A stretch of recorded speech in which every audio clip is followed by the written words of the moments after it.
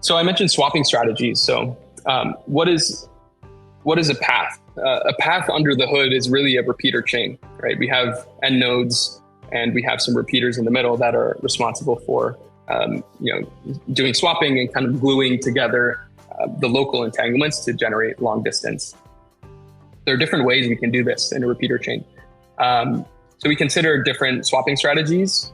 There are swapping strategies that are what we call memoryless, so that don't require quantum memory. These can be advantageous in certain scenarios. They're cheaper hardware footprint, things like that. But a lot of things need to go right for it to work.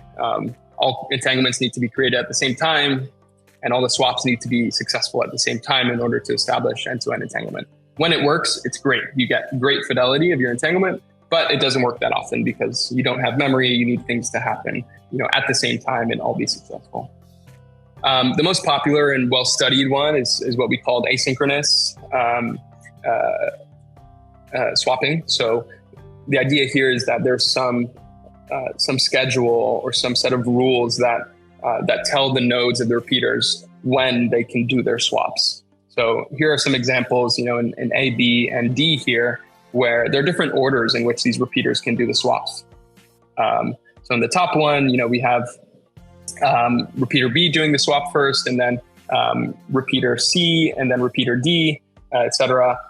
If you look at the second row here, some of them can actually be parallelized. So B and D can actually do their swaps at the same time, report their results to C, and then C can do the final swap. So there are different schedules and that we can consider for this, different heuristics to determine the schedules that we talk about in the paper as well.